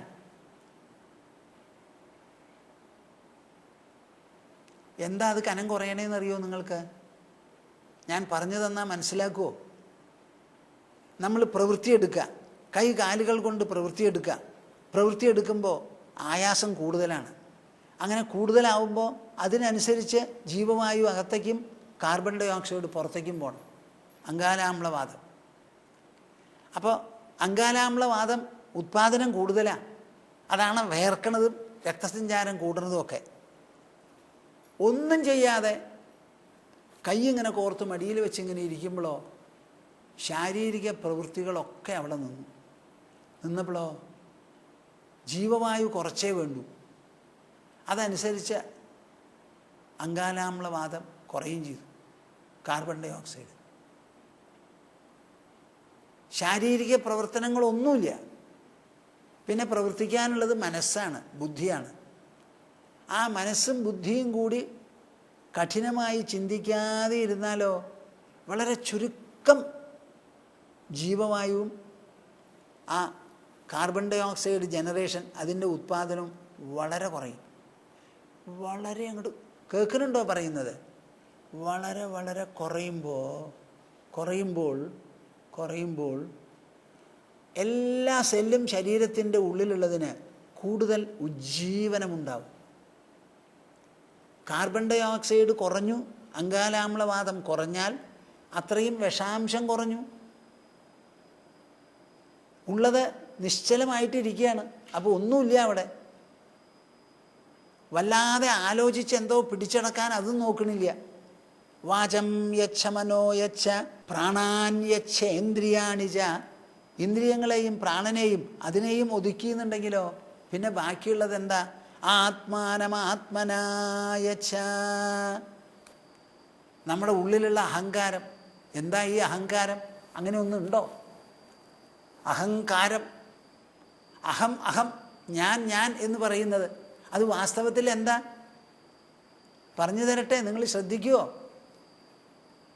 അഹങ്കാരം എന്ന് പറഞ്ഞാൽ ഞാൻ എന്ന വാക്കുകൊണ്ട് സാധാരണ നമ്മൾ സൂചിപ്പിക്കുന്നത് ഫസ്റ്റ് പേഴ്സൺ എന്ന് പറയും ഇംഗ്ലീഷിൽ. ഉത്തമ പുരുഷൻ. നമുക്ക് ഈ ലോകത്തിൽ ജീവിക്കണം, വ്യവഹരിക്കണം എന്നുണ്ടെങ്കിൽ 3 കൂട്ടം പുരുഷന്മാരാ. ഉത്തമ പുരുഷൻ, പ്രഥമ പുരുഷൻ, മധ്യമ പുരുഷൻ, ഉത്തമ പുരുഷൻ. പ്രഥമ പുരുഷൻ എന്ന് പറഞ്ഞാൽ എന്താ? Third person. മധ്യമ പുരുഷൻ ആരാ? സെക്കൻഡ് പേഴ്സൺ എന്ന് പറഞ്ഞാൽ ഞാൻ, നീ. അപ്പോൾ എനിക്കൊരു വ്യവഹാരം നടത്തണമെങ്കിൽ ആ വ്യവഹരിക്കുന്ന ഞാനാവണം ആദ്യം. ആരോടുകൂടി എന്തിനോടുകൂടി വ്യവഹരിക്കുന്നുവോ അത് രണ്ടാമത്തത്. അത് രണ്ടുമല്ലാത്ത ബാക്കിയുള്ളതൊക്കെ മൂന്നാമതാണ്. ഇങ്ങനെ ഞാൻ, നീ, അവൻ, ഇവൻ, ഇവൾ, അവർ, ഇവർ, ഇങ്ങനെ ഇല്ലാതെ ലോകത്തിൽ വ്യവഹാരമില്ല. അപ്പോൾ ആ വ്യവഹാരത്തിന് വേണ്ടിയിട്ടാണ് ഞാൻ. 8 ആൾ കൂടിയിരുന്നു. നിങ്ങൾ എണ്ണാൻ പുറപ്പെട്ടാൽ എപ്പോഴാണ് എണ്ണുക? 1 2 3 4 അങ്ങനെ എണ്ണി. അപ്പോൾ ആദ്യം ഞാൻ ഒന്നാക്കി. വേറൊരാളോട് എണ്ണാൻ പറഞ്ഞാലോ 1 2 3 4 എന്ന് അയാൾ എണ്ണും. അപ്പോൾ ഇതിൽ ഏതാ ഒന്നാമൻ? ഒന്നും ഒന്നാമനില്ല. എവിടുന്ന് വേണമെങ്കിൽ നിങ്ങൾക്ക് തുടങ്ങാം. 1 ഒന്നാമൻ, അത് കഴിഞ്ഞാൽ പിന്നെ 2 3 4. അല്ലാണ്ട് ഒന്നാമൻ എന്ന് പറഞ്ഞ ഒരാൾ വട്ടം കൂടി ഇരിക്കുമ്പോൾ അവിടെ ഉണ്ടാവില്ല. ഞാൻ എന്ന് പറയുന്നത് വാസ്തവത്തിൽ ഒരു ഫസ്റ്റ് പേഴ്സണൽ റെഫറൻസാണ്. അതൊരു റെഫറൽ പോയിൻ്റ് മാത്രമല്ലാതെ അതിൻ്റെ ഉള്ളിലൊരു ഞാൻ എന്ന് പറഞ്ഞൊരു സാധനം അവിടെ ഇരിപ്പില്ല. നിങ്ങൾ നിങ്ങളുടെ ശരീരത്തെയും മനസ്സിനെയും ബുദ്ധിയെയും സൂചിപ്പിച്ചുകൊണ്ട് പറയുന്ന ഒരു വാക്കാണ്. എന്തിനു വേണ്ടി? നമ്മുടെ വ്യവഹാരങ്ങൾ നടത്താൻ, സമ്പർക്കങ്ങൾ നടത്താൻ വേണ്ടി. അങ്ങനെയുള്ള ഒരു റെഫറൻസ് അല്ലാതെ അതിൻ്റെ ഉള്ളിലൊരു അഹങ്കാരമൊന്നുമില്ല. അതിനെയും അങ്ങോട്ട് ലയിപ്പിക്കുക. വാചം യച്ഛ മനോ യച്ഛ പ്രാണാൻ യച്ഛേന്ദ്രിയാണിച്ച ആത്മാനം ആത്മനായച്ഛ. കഴിഞ്ഞു. ന ഭൂയഃ കൽപ്പസേധ്വനേ. പിന്നെ നിങ്ങൾക്ക് ഇവിടെ മടങ്ങി വരേണ്ടി വരില്ല. ജീവിതത്തിൻ്റെ പരിസമാപ്തിയായി, ജീവൻ മുക്തിയായി, ഭഗവത് സായുജ്യമായി, മോക്ഷമായി. എന്തിൽ നിന്നാ മോക്ഷം? മനസ്സിൻ്റെ നൂലാമാലകളിൽ നിന്ന്. ഹൃദയഗ്രന്ഥി അങ്ങോട്ട് പൊട്ടിപ്പോവും. ആ അഹങ്കാരത്തിന് സ്ഥാനമില്ലാതെയാവും. എന്തിനാ ഈ വിഭൂതി വർണ്ണന? ഈ വിഭൂതി വർണ്ണന മുഴുവനും ഒരൊറ്റ എണ്ണത്തിൻ്റെ വിലാസമാണിത് മുഴുവനും. ആ പരിലസനം മുഴുവനും നടക്കുന്നത് അതിനുള്ള കാരണം നമ്മുടെ മനസ്സാണ്. ആ മനസ്സാണ് ചിന്തകളെ തൊടുക്കുന്നത്, അഭിലാഷങ്ങൾ ഇറക്കിവിടുന്നത്. ആ അഭിലാഷങ്ങളെ തുറന്നാണ് നമ്മുടെ കൈകാലുകളും ഇന്ദ്രിയങ്ങളും ഒക്കെ പ്രവർത്തിക്കുന്നത്. പ്രവർത്തന ഫലമായിട്ടാണ് ലോകത്തിൻ്റെ ഛായകളും പ്രതീതികളും നമ്മളിൽ പതിയുന്നത്. ആ പതിഞ്ഞതാണ് പിന്നെ പ്രേരണ നൽകുന്നത്. ഇത് മുഴുവൻ പുറപ്പെടുന്നത് നമ്മുടെ ഉൾചേതനയിൽ നിന്നാണ്. അതാണ് ശരിക്കുള്ള പ്രവാഹം. ആത്മാനമാത്മനായച്ഛ ന ഭൂയഃ കൽപ്പസേ അധ്വനേ. കഴിഞ്ഞു. പിന്നെ വേദങ്ങളുടെ കർമ്മവിധിയുമില്ല, സ്വർഗത്തിൻ്റെ ആവശ്യമില്ല, കൈലാസത്തിലേക്ക് പോകണ്ട, വൈകുണ്ഠം തേടേണ്ട. ഈ വൈകുണ്ഠവും കൈലാസവും ഒക്കെ നിങ്ങളുടെ ഉള്ളിൽ അങ്ങോട്ട് ഉദിക്കുകയായി. മനോനിവൃത്തി പരമോപശാന്തി സാ തീർത്ഥവര്യ മണികർണികാച. മനസ്സ് നിവൃത്തി എന്ന് പറഞ്ഞാൽ എന്താ അർത്ഥം? പുറത്ത് ഇന്ദ്രിയങ്ങളിലൂടെ കുതിക്കുന്നതായ മനസ്സ് ആ കുതിപ്പ് വിട്ട് കണ്ണടച്ച് ശാന്തമായിരുന്ന് ചിന്തകളുടെ ഉൾവൃത്തമുണ്ടല്ലോ അതിലേക്ക് ഇറങ്ങിച്ചെന്ന് ആ ചിന്തിക്കുന്നതും ചിന്തകനും അവിടെയും ചെന്ന് എല്ലാറ്റിനെയും ഒതുക്കി ശാന്തമായിട്ട് അങ്ങോട്ട് ഇരിക്കുമ്പോൾ മനോനിവൃത്തിയായി. പരമോപശാന്തി, അതാണ് പരമമായിരിക്കുന്ന ശാന്തി. സാ തീർത്ഥവര്യ മണികർണികാച. അതിനെയാണ് ശരിക്കുള്ള ഗംഗാനദി എന്ന് പറയേണ്ടത്. നിങ്ങൾക്കൊക്കെ ഒരു സ്നാനം വേണം. എവിടെ? ഗംഗയ്ക്ക് പോയി നിങ്ങളുടെ ശരീരത്തിന് അവിടെ മുക്കുന്നതല്ല സ്നാനം, നിങ്ങളുടെ മനസ്സിനെ മുക്കുക. മനസ്സിനെ മുക്കൂ. എവിടെ നിങ്ങളുടെ മനസ്സ് മുങ്ങും? ഇപ്പം മുങ്ങിയിരിക്കുന്നത് ലോകപ്രതീതികളിലാണ്. അതിൽ നിന്ന് വിടിവിച്ച് നമ്മുടെ ഉള്ളിലുള്ള ആത്മതലത്തിൽ മനസ്സിനെ അങ്ങോട്ട് മുക്കൂ. മണികർണികാച, അതാണ് മണികർണിക എന്ന് പറയുന്ന ഘാട്ട്. ജ്ഞാനപ്രവാഹ വിമലാദിഗംഗ. ഇതിനെപ്പറ്റി സംസാരിക്കുന്നതും അറിയണതും മനസ്സിലാക്കുന്നതും ബുദ്ധിവൃത്തികൾ മുഴുവൻ ഇങ്ങനെ ആയിത്തീരുന്നതുമാണ് ജ്ഞാനത്തിൻ്റെ പ്രവാഹം. സാ കാശികാഹം നിജബോധരൂപ. എൻ്റെ സ്വന്തം ഉള്ളിൽ നിന്നാണ് മനോവൃത്തികൾ മുഴുവനും പുറപ്പെടുന്നത്. ആ വൃത്തികളാണ് ഇന്ദ്രിയങ്ങളെ കൊണ്ട് ലോകസമ്പർക്കം നടത്തിക്കുന്നത്. ആ സമ്പർക്കത്തിൻ്റെ പരിണത ഫലമാണ് ലോകവസ്തുക്കളുടെ ഛായ പ്രതിബിംബം മനസ്സ് തന്നിൽ രചിക്കുന്നത്. ആ രചിക്കുന്ന പ്രതിബിംബത്തിൽ മുഴുവൻ ഈ മനസ്സ് മാത്രം, ആ ഉൾച്ചേതന മാത്രമേ ഉള്ളൂ. ഞാൻ സൂര്യനെ കണ്ടാൽ ഒരു സൂര്യൻ എൻ്റെ ഉള്ളിൽ വരുന്നില്ല. ഞാൻ കാട്ടുപോത്തിനെ കണ്ടാൽ ആ കാട്ടുപോത്ത് എൻ്റെ മനസ്സിൻ്റെ ഉള്ളിൽ വരുന്നില്ല. കാട്ടുപോത്ത് എന്ന് പറയുന്ന പ്രതീതി എൻ്റെ മനസ്സ് രചിക്കുന്നതാണ്. സൂര്യൻ എന്ന ഛായയും അതേ മനസ്സ് രചിക്കുന്നതാണ്. ഞാൻ കൂരിരുട്ടിനെ കാണുമ്പോൾ ആ കൂരിരുട്ടും എൻ്റെ മനസ്സ് രചിക്കുന്നതാണ്. പ്രേക്ഷകരെ, നിങ്ങൾ കേൾക്കുന്നുണ്ടോ? കൂരിരുട്ട് എന്ന് പറഞ്ഞിട്ടൊരു സാധനം ഇല്ല അവിടെ. എൻ്റെ മനസ്സാണ് കൂരിരുട്ട് രചിക്കുന്നത്. സൂര്യനെ രചിക്കുന്നതും എൻ്റെ മനസ്സാണ്. പ്രകാശവും അന്ധകാരവും എൻ്റെ മനോരചനയാണ്. കാട്ടുപോത്തിനെ രചിക്കുന്നതും ചെമ്പോത്തിനെ രചിക്കുന്നതും എൻ്റെ മനസ്സാണെന്ന്. ആ മനസ്സിലുള്ള ഛായയല്ലാതെ ഒരു ചെമ്പോത്തില്ല. ഞാൻ കണ്ടിട്ടില്ല, കേട്ടിട്ടില്ല, എനിക്ക് അനുഭവമില്ല. ഞാൻ അനുഭവിക്കുന്നത് എൻ്റെ മനസ്സിനെ മാത്രം, മനോസൃഷ്ടികളെ മാത്രം. ആ മനസ്സൃഷ്ടികളിൽ മനസ്സല്ലാതെ ഒന്നുമില്ല, ഒന്നുമില്ല, ഒന്നുമില്ല. അപ്പം എന്താ വേണ്ടത്? ആ മനസ്സിലേക്ക് അങ്ങോട്ട് എത്തണം, അതിൻ്റെ ഉറവിടത്തിലേക്ക് എത്തണം. വാചം യച്ഛ മനോ യച്ഛ പ്രാണാൻ യച്ഛേന്ദ്രിയാണി ച ആത്മാനമാത്മനായച്ഛ ന ഭൂയഃ കൽപ്പസേ ധ്വനേ. അതാണ് പറഞ്ഞത്. മനോനിവൃത്തി പരമോപശാന്തി സാ തീർത്ഥവര്യ മണികർണികാച ജ്ഞാനപ്രവാഹ വിമലാദിഗംഗ സാ കാശികാഹം നിജബോധരൂപ. വിവേക ചൂടാമണി ഉണ്ടല്ലോ, ശങ്കരാചാര്യർ അവസാനം എഴുതിയിട്ടുള്ള ആ ഗ്രന്ഥം, പ്രകരണ ഗ്രന്ഥം, അതിൽ വളരെ ഭംഗിയായിട്ട് പറഞ്ഞിട്ടുണ്ടത്. അപ്പം ഞാനിങ്ങനെ സമാന്തരമായിട്ടുള്ള ശ്ലോകങ്ങൾ അവിടുന്ന് ഇവിടുന്നൊക്കെ എടുത്ത് പറയുന്നത് നമ്മുടെ പ്രേക്ഷകർ വളരെയധികം ആസ്വദിക്കുന്നുണ്ട്. ഈ ഭാഗവതം ഇങ്ങനെയൊക്കെയാണെന്നുള്ളത് ഞങ്ങൾക്ക് മനസ്സിലായില്ല. അപ്പം ഞാൻ ചിലപ്പോൾ ചോദിക്കും, ഭാഗവതത്തിന് പിന്നെ ഉപോദ്ബലകമായി വേറെ പറയേണ്ട ആവശ്യമുണ്ടോ? സ്വാമിജി അങ്ങനെ പറയുമ്പോഴാണ് ഞങ്ങൾക്ക് ഭാഗവതത്തിൻ്റെ പോലും മഹിമ മനസ്സിലാവുന്നതെന്ന്. അപ്പം ഞാനത് പറയാം. വാചം നിയച്ഛാത്മനി തം നിയച്ഛ ബുദ്ധൗ ധിയം യച്ഛ ച ബുദ്ധിസാക്ഷിണി തം ചാപി പൂർണ്ണാത്മനി നിർവികൽപ്പേ വിലാപ്യ ശാന്തിം പരമാം ഭജസ്വ. ശങ്കരാചാര്യരുടെ ഭാഷയത്. അത് നല്ല ഒരു കാവ്യം ഭംഗിയായിട്ടാണ് രചിച്ചിരിക്കുന്നത്. ഭാഗവതം കാവ്യമല്ല എന്നല്ല, ഭാഗവതമൊക്കെ പദ്യമാണല്ലോ. 5-ാം സ്കന്ധത്തിൽ മാത്രമല്ലേ കുറച്ച് ഗദ്യമായിട്ടുള്ളൂ. പക്ഷേ ഭാഗവതത്തിൽ ചില ആർഷപ്രയോഗം എന്ന് നമ്മൾ പറയാവുന്ന തരത്തിൽ ചില അൺകംഫർട്ടബിൾ ആയിട്ടുള്ള ചില ശബ്ദങ്ങളുടെ യോജിപ്പൊക്കെ കാണാം. ഇത് നല്ല കവിതാരൂപത്തിൽ കാവ്യരൂപത്തിൽ തന്നെയാണ് എപ്പോഴും ശങ്കരാചാര്യർ എഴുതിയിട്ടുള്ളത്. വാചം നിയച്ഛാത്മനി തം നിയച്ഛ ബുദ്ധൗ ധിയം യച്ഛസ ബുദ്ധിസാക്ഷിണീ. നമുക്ക് പ്രകടമായിട്ടുള്ള ഒരു എക്സ്പ്രഷനാണ് എന്ത്? വാക്ക്. കണ്ണുകൊണ്ട് കാണുന്ന പോലെയല്ല, ചെവി കൊണ്ട് കേൾക്കുന്ന പോലെയല്ല വാക്ക്.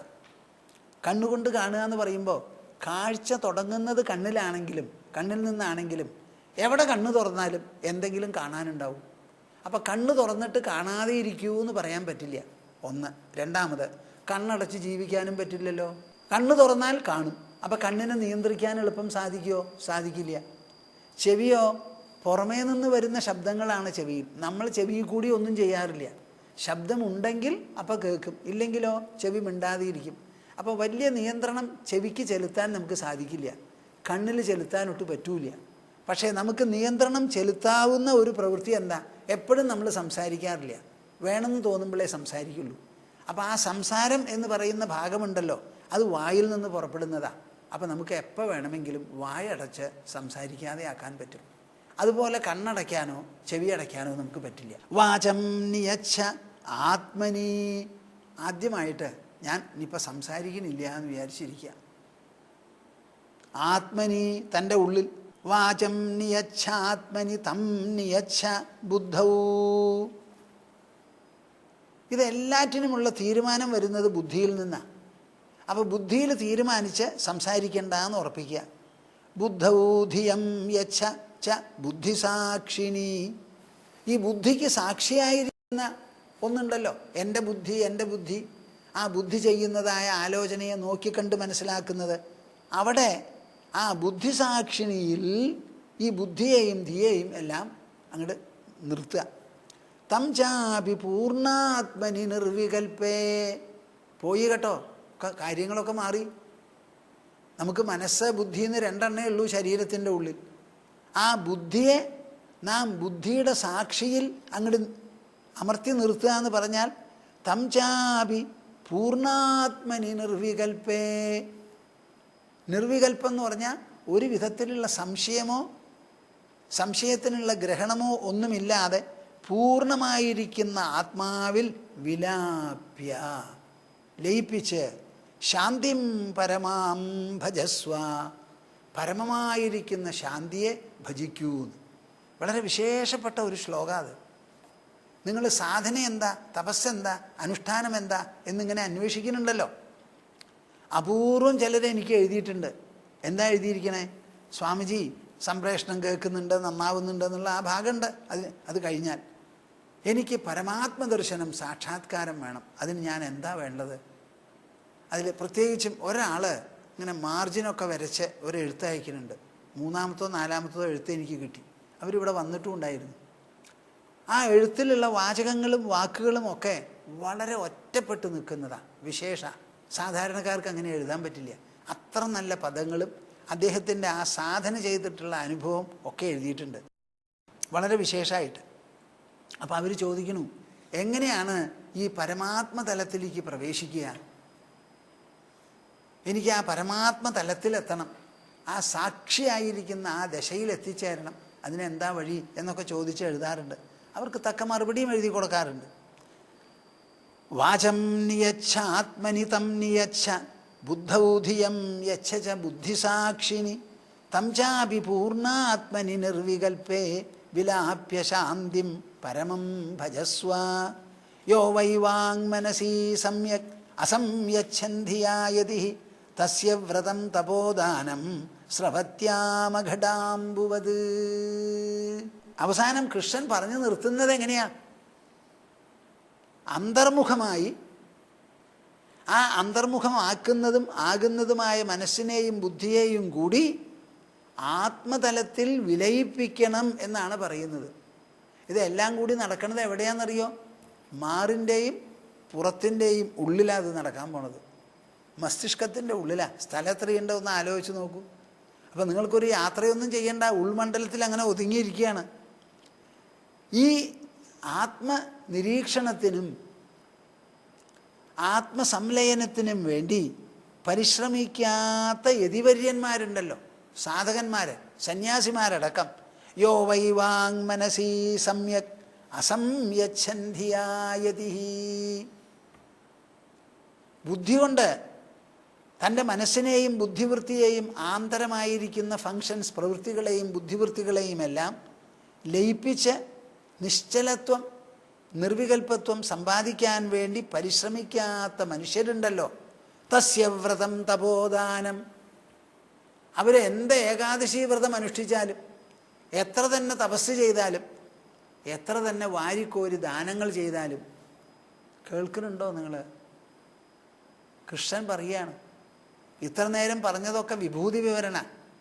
ഇപ്പം പറയുന്നത് എല്ലാം ഞാനാണ് എന്നുള്ള കാരണത്താൽ ഒന്നിൻ്റെ പിന്നാലെയും പോകണ്ട, ഒരഭിലാഷവും നിങ്ങൾക്ക് ആവശ്യമില്ല. എല്ലാം ഒതുങ്ങി ശാന്തമാകുന്നതാണ് ആവശ്യം. ആ സംശാന്തതയിലാണ് സൗഭാഗ്യം, അതാണ് സാഫല്യം ചൊരിയുന്നത്. അവിടെയാണ് ഉള്ളിൻ്റെ മികവും നികവും പൂർണ്ണതയും സൗന്ദര്യവുമെല്ലാം. അതിന് പരിശ്രമിക്കാതെ ഇരിക്കുന്നവൻ്റെ സ്ഥിതി എന്താവും? പച്ച മണ്ണ് കൊണ്ടുണ്ടാക്കിയ കുടത്തിൽ വെള്ളം വച്ചാൽ എങ്ങനെയോ അതുപോലെയാണെന്ന്. പച്ച മണ്ണ് കൊണ്ടുണ്ടാക്കിയ കുടത്തിൽ വെള്ളം നിറച്ചാൽ എന്തുണ്ടാവും? ഞാൻ വ്രതമനുഷ്ഠിക്കുന്നവനാണ്, എനിക്ക് തപസ്സുണ്ട്, വലിയ അനുഷ്ഠാനങ്ങളുണ്ട്, ഒക്കെ ഉണ്ട്. എന്താ കാര്യം? കാര്യം ഇവിടെ ഈ ആന്തരമായിരിക്കുന്ന സംലയനം നമുക്ക് ആവശ്യമാണ്. മനോവൃത്തികളെല്ലാം ആ വൃത്തികളുടെ ഉത്പത്തി സ്ഥാനത്തിൽ പോയി ലയിക്കണം. ബുദ്ധിവൃത്തികളെല്ലാം ആ ബുദ്ധിവൃത്തികളുടെ ഉത്പത്തി സ്ഥാനത്ത് പോയി ലയിക്കണം. അത് വിട്ടു പിന്നെ ഒന്നുമില്ല എന്നുള്ളൊരു നില വരണം. അങ്ങനെ വന്ന് പരീക്ഷിച്ചിരിക്കാൻ പോകുന്നത് പോലെ ഇരിക്കണം. ഇതാണ് നമുക്ക് ആവശ്യം. തസ്മാൻ മനോവചഃ പ്രാണാൻ നിയച്ഛേത് മത്പരായണഃ നിയച്ഛേന്മത്പരായണഃ മദ്ഭക്തിയുക്തയാ ബുദ്ധ്യാ തതഃ പരിസമാപ്യതേ. തസ്മാൻ മനോവചഃ പ്രാണാൻ. അതുകൊണ്ട് എന്തു വേണം? മനസ്സിനെയും വാക്കിനെയും പ്രാണങ്ങളെയും നിയച്ഛേൻ മത്പരായണഃ. ഭക്തജനങ്ങളെ, ജിജ്ഞാസുക്കളെ, പ്രേക്ഷകരെ ചെവി കടം മേടിച്ച് കേൾക്കൂ. വേറെ ഒരു വഴിയില്ല. തസ്മാത്, അതുകൊണ്ട് മനോവചഃ പ്രാണാൻ, മനസ്സിനെയും വാക്കുകളെയും പ്രാണങ്ങളെയും മത്പരായണഃ, ജഗതീശ്വരനായി പരമാത്മാവായി പരബ്രഹ്മമായി ഒന്നേ ഉള്ളൂ. അതെൻ്റെ ഉൾചേതനയാണ്, ഉള്ളുണർവാണ്. ആ സാന്നിധ്യത്തെ തേടി പോകേണ്ടതില്ല. ഞാൻ അതിനാൽ വലയം ചെയ്യപ്പെട്ടവനാണ്. അത് എന്നിൽ വ്യാപകമായിരിക്കുന്നു, ഞാൻ വ്യാപ്തനാണ് എന്ന് വിചാരിച്ച് മത്പരായണഃ, സർവവിധത്തിലുള്ള ആശ്രയവും എന്നിലാക്കി തീർത്ത് നിയച്ഛേത്, നിങ്ങൾ ഉൾവലിവ് നടത്തിക്കോളൂ. ഉൾവലിവ്, എല്ലാറ്റിനെയും ഉള്ളിലേക്ക് വലിക്കൂ. മദ്ഭക്തിയുക്തയാ ബുദ്ധ്യ, ഇതിന് നിങ്ങളെ സഹായിക്കാൻ എൻ്റെ ഭക്തി യുക്തമായിരിക്കുന്ന ബുദ്ധി മാത്രമേ വേണ്ടൂ. എന്നോട് നിങ്ങൾക്കൊരു ഭക്തിയുണ്ടല്ലോ, ഈശ്വരഭക്തി. ആ ഈശ്വരഭക്തി യുക്തം സഹിതമായിരിക്കുന്ന ബുദ്ധി, ആ ബുദ്ധിയുടെ ബലത്താൽ, വിവേകത്താൽ തതഃ പരിസമാപ്യതേ. ഈ നിയന്ത്രണം, ഈ ഉൾവലിവ് ഉണ്ടായിക്കഴിഞ്ഞാൽ പിന്നെ അവിടെ ഒന്നും ഇനി പറയാനില്ല. തതഃ പരിസമാപ്യതേ, പരിസമാപിച്ചു കഴിഞ്ഞു. ഏകാദശത്തിൽ ഉദ്ധവന് നൽകുന്ന ഉപദേശമുണ്ടല്ലോ, ഉദ്ധവഗീത എന്നും പറയാം അതിനെപ്പറ്റി. കൃഷ്ണൻ്റെ അന്തിമ സന്ദേശമാണ്. അതിൽ 16-ാം അധ്യായത്തിൽ അവസാനത്തെ ശ്ലോകമാണ് നാം ചർച്ച ചെയ്യുന്നത്. 44-ാമത്തെ ശ്ലോകം. തസ്മാൻ മനോവചഃ പ്രാണാൻ നിയച്ഛേത് മത്പരായണഃ മദ്ഭക്തിയുക്തയാ ബുദ്ധ്യാ തതഃ പരിസമാപ്യതേ. ശ്രീകൃഷ്ണൻ ഇവിടെ ഒരു പദം ഉപയോഗിക്കുന്നുണ്ട്. എന്താണത്? പരിസമാപ്യതേത്. സാധാരണ ഇങ്ങനെ ഒരു പദം പെട്ടെന്ന് ഉപയോഗിക്കാൻ ആർക്കും പറ്റില്ല. ഇങ്ങനെ ആയാൽ ഇത് മനസ്സിലായി എന്നുണ്ടെങ്കിൽ എല്ലാ കാര്യവും അവിടെ സമാപിക്കപ്പെടുന്നു എന്നാണ് ഇതിന് അർത്ഥം. അപ്പം അത്ര വലിയ ഗൗരവമുണ്ട്. തസ്മാൻ മനോവച പ്രാണാൻ നിയച്ഛേൻ മത്പരായണ. അതുകൊണ്ട് എന്തു വേണം? മനസ്സിനെയും വാക്കിനെയും പ്രാണങ്ങളെയും എല്ലാം നിയച്ഛേ, അതിനെ വേണ്ടതുപോലെ ഒതുക്കി അന്തർമുഖമാക്കി നിർത്തുക. അങ്ങനെ വന്നാൽ പിന്നെ ഒന്നും നമുക്ക് പറയാനുമില്ല, ചിന്തിക്കാനുമില്ല, തേടാനുമില്ല, ലഭിക്കാനുമില്ല. എല്ലാറ്റിൻ്റെയും രഹസ്യം നമ്മുടെ മനസ്സിലാണ്. മനസ്സാണ് ഇതിനെല്ലാറ്റിനും ചുക്കാൻ പിടിക്കുന്നത്. ഇനി ഇവിടുന്ന് അങ്ങോട്ടുള്ള അധ്യായങ്ങളിൽ മനസ്സിനെപ്പറ്റി കൂടുതൽ ഊന്നൽ നൽകിക്കൊണ്ടാണ് കൃഷ്ണൻ്റെ പ്രസ്താവന വരാൻ പോകുന്നത്. ഇപ്പോൾ എന്താ ഇത് പറയാൻ കാരണം? അങ്ങയുടെ വിഭൂതി എന്താണെന്നുള്ളത് എനിക്ക് കേൾക്കണം എന്ന് ഉദ്ധവൻ പറയുണ്ടായി. വിഭൂതി എന്ന് പറഞ്ഞാൽ വിശേഷമായിട്ട് താൻ എന്തൊക്കെ ആയിത്തീരുന്നുവോ അതൊക്കെ എന്നർത്ഥം. ഈ പ്രപഞ്ചത്തിൽ അനവധി വസ്തുക്കളുണ്ട്, സാമഗ്രികളുണ്ട്. അത് ചെറുതുണ്ട്, വലുതുണ്ട്. അണുശക്തി ഒരു ശക്തിയുണ്ട്, ബൃഹത്തായിരിക്കുന്ന ശക്തിവിശേഷങ്ങളുണ്ട്. ഒരു കൊടുങ്കാറ്റുണ്ടായി എന്ന് പറഞ്ഞാൽ ഒരു കാറ്റ് ഒട്ടാകെ ഇളകി അങ്ങോട്ട് മറിയുക. അതേമാതിരി വല്ലാത്തൊരു പേമാരി 1 മണിക്കൂർ പെയ്താൽ വെള്ളം ഭൂമിക്ക് താങ്ങാൻ പറ്റില്ല, വെള്ളപ്പൊക്കായി. അങ്ങനെ പലതും ഉണ്ട്. ഇനി കാട്ടുതീയാണ്, തീ അങ്ങോട്ട് കടന്നു പിടിച്ചാൽ എന്താ ഈ സ്ഥിതി? ഞങ്ങൾ മലേഷ്യയിൽ സഞ്ചരിക്കുന്ന സമയത്ത് പെട്ടെന്ന് വാഹനങ്ങളൊക്കെയാണ് പതുക്കെയായി. എന്താ അതെന്ന് നോക്കുമ്പോൾ 3 റോഡ് 3 ലൈനാണ് പോകുന്നത്. ഒരു ട്രാഫിക് ലൈറ്റും ഇല്ല, ഒന്നുമില്ല. എക്സ്പ്രസ് ഹൈവേയിലാണ്. 850 കിലോമീറ്ററാണ് അവരുടെ തെക്ക് വടക്ക് നീളം. അത് മുഴുവനും ഒരു ഹൈവേ ഉണ്ടാക്കിയവർ. അത് കുറച്ച് കഴിഞ്ഞ് നോക്കിയപ്പോൾ തീ കാണുന്നു റോഡിൻ്റെ നടുവിൽ. എന്താണ് തീ? ഒരു കാറ് തീ പിടിച്ചിരിക്കുക. അതങ്ങോട്ട് പുകഞ്ഞങ്ങോട്ട് പൊന്തുണു തീനാളവും. അടുത്ത് ചെല്ലുന്തോറും തീനാളങ്ങൾ പൊന്തിപ്പോണത് കാണാറായി. ഇത് ഒരു നിലയ്ക്ക് ഒരു ചെറുതാ. വല്ലാത്തൊരു തീ അങ്ങോട്ട് കടന്നു പിടിച്ചാലോ? ചില അഗ്നി ബാധകൾക്കൊക്കെ നമ്മുടെ അഗ്നി ശമന സേനയുണ്ടല്ലോ, ആ സേന ചെന്ന് 24 മണിക്കൂറൊക്കെ കഷ്ടപ്പെട്ടാൽ ഒരു തീ കെടുത്താൻ നമുക്ക് പറ്റാറില്ല. ഇങ്ങനെ പ്രകടനങ്ങൾ എന്ന് പറഞ്ഞാൽ വളരെ വിശേഷപ്പെട്ടതാണ്. അതൊക്കെയുണ്ട്. ഇതൊക്കെ കേട്ടിട്ട് പറയാണ്, ഇത് മുഴുവനും എവിടുന്നാ പുറപ്പെടുന്നതെന്നറിയോ ഉദ്ധവ? മനസ്സാണ് ഇതിന് മുഴുവനും പ്രമാണം. അതുകൊണ്ട് നമ്മൾ എന്തു വേണം? ഇതെല്ലാം മനസ്സിലാക്കി കഴിഞ്ഞതിന് ശേഷം ഭക്തൻ്റെ അല്ലെങ്കിൽ ജിജ്ഞാസുവിൻ്റെ അവൻ്റെ ഉള്ളിലായിരിക്കണം തൻ്റെ ശ്രദ്ധ. വാക്കിനെ നിയന്ത്രിക്കണം, അന്തർമുഖമാക്കണം. പ്രാണനെയും അന്തർമുഖമാക്കണം, മനസ്സിനെയും അന്തർമുഖമാക്കണം. അങ്ങനെ എല്ലാറ്റിനെയും അന്തർമുഖമാക്കി തീർത്താൽ ഈ വിഭൂതി വൈവിധ്യം ആകെ അങ്ങോട്ട് അസ്തമിക്കും എന്നർത്ഥം. നമ്മളിവിടെ കാണുമ്പോൾ എത്രയധികം ദൂരമാണ് ഇവിടെ ആകാശത്തിന്. അളന്നുണ്ടാക്കാൻ പറ്റുമോ? പറ്റില്ല. എത്ര ഗോളങ്ങളാണ് ഇതിൽ കിടന്ന് ചുറ്റിത്തിരിയുന്നത്, അതും എണ്ണി ഒടുക്കാൻ പറ്റുമോ? പറ്റില്ല. അങ്ങനെയുള്ള ഒരു സ്ഥലം കാണുമ്പോൾ നമുക്ക് വല്ലാത്തൊരു ഭീമബോധം മനസ്സിലുണ്ടാവും. ഭീമമാണെന്ന് തോന്നും. ആ തോന്നുന്നതൊക്കെ ശരിയാണെങ്കിലും ഇത് മുഴുവനും പുറപ്പെടുന്നതും നാം അനുഭവിക്കുന്നതും നമ്മുടെ മനസ്സിലും ഇന്ദ്രിയങ്ങളിലൂടെയുമാണ്. അവിടെയാണ് നമ്മൾ ഇത് ഒതുക്കാൻ വേണ്ടി പറയേണ്ടത്. അപ്പോൾ ഈ വിഭൂതികളൊക്കെ ഞാൻ വിവരിച്ചാലും ഈ വിഭൂതികൾക്കൊക്കെ ഉത്പത്തി സ്ഥാനം അവനവൻ്റെ തന്നെ ഉള്ളാണെന്നാണ് കൃഷ്ണൻ പറയുന്നത്. ഈ വർത്തമാനം തന്നെയാണ് ഭഗവത്ഗീതയിലും പറഞ്ഞിരിക്കുന്നത്. ഭക്തിയോഗത്തിൽ എന്താ? മയ്യേവ മനാധസ്വ മയി ബുദ്ധിം നിവേശയ നിവസിഷ്യസി മയ്യേവ അഥൂർധ്വം ന സംശയ. 10-ാം അധ്യായത്തിൽ വിഭൂതികൾ മുഴുവൻ വിവരിച്ചു. 11-ാം അധ്യായത്തിൽ ഭഗവത്ഗീതയിൽ വിശ്വരൂപം കാണണം എന്ന് പറഞ്ഞപ്പോൾ കാണിച്ചു കൊടുത്തു.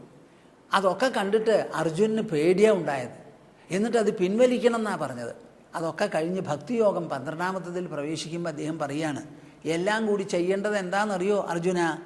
എന്നിൽ നിൻ്റെ മനസ്സിനെ ആധാനം ചെയ്യൂ. മനസ്സിനെ എന്നിൽ ഉറപ്പിച്ചു നിർത്തൂ, ബുദ്ധിയെയും ഉറപ്പിച്ചു നിർത്തൂ. അപ്പോൾ എത്ര കൂട്ടം സാധനങ്ങളുണ്ട് ഇവിടെ ഉറപ്പിച്ചു നിർത്താൻ? മനസ്സ്, ബുദ്ധി 2 എണ്ണേ ഉള്ളൂ. ഇതെവിടെയാ? ശരീരത്തിൻ്റെ ഉള്ളിലാണ്. അവിടേക്ക് നമുക്ക് പ്രവേശിക്കാൻ പറ്റുമോ? വല്ല സാമഗ്രികളും ഉപകരണങ്ങളുമായി? പറ്റൂല. പക്ഷേ മനസ്സുണ്ടെന്ന് നമുക്കറിയാം. മനസ്സിൻ്റെ ചിന്തകൾ വേണ്ടി വന്നാൽ നമുക്ക് വിധേയമായി തീരാൻ വിരോധമില്ല. ബുദ്ധി അതിനു വേണ്ടിയിട്ടാണ്. ആ ബുദ്ധി ഉപയോഗിച്ച് കാര്യങ്ങൾ മനസ്സിലാക്കി, തത്വങ്ങൾ മനസ്സിലാക്കി മനസ്സിനെ അന്തർമുഖമാക്കി തീർക്കാനുള്ള സ്വാതന്ത്ര്യം എല്ലാവർക്കും ഉണ്ട്.